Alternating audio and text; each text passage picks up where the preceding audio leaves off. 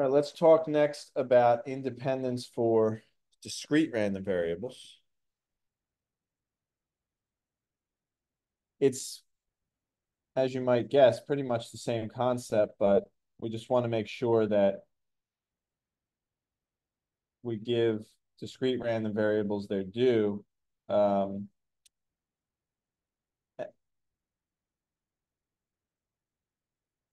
as we've seen, the technical differences between discrete and continuous random variables, there aren't really any major conceptual differences. But if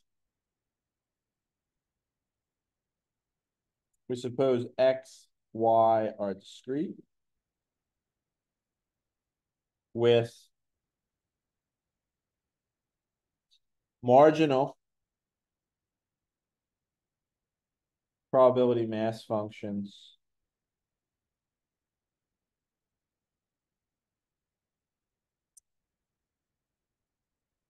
px for x, py for y,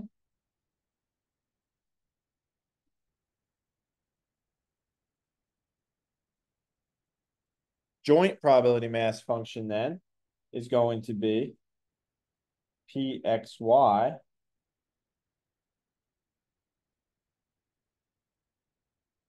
probability that x is equal to x and y is equal to y. Well, if x and y are independent,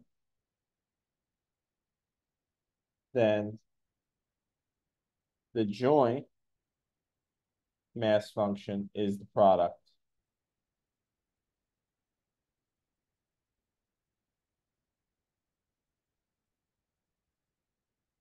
of the marginals, as we've seen before. And conversely,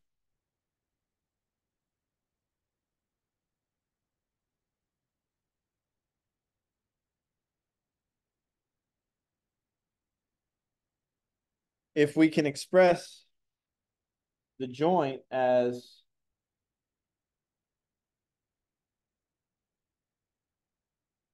a product of two functions, g of x, h of y, for all x and y, then we can show that the probability, so the definition of independence is exactly the same. We just need that the joint probabilities of falling in any given region is the product of marginal probabilities. Okay. And if we can do that, which we can do in this case, then by assumption, we can do that, but because the mass functions are a product, right? And we know that to calculate probabilities of discrete random variables, we just add up the masses.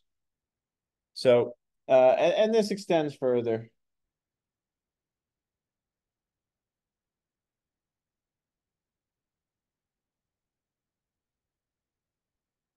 Is that x1 through xk are independent if probability that x1 is equal to xk, x1, little x1, xk is equal to little xk, etc., is the product of the individual probabilities, individual marginal probability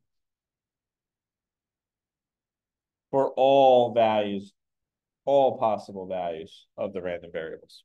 So the definition of independence for discrete random variables, no different. And we work with it exactly the same, except that instead of having densities, we have mass functions, just as before.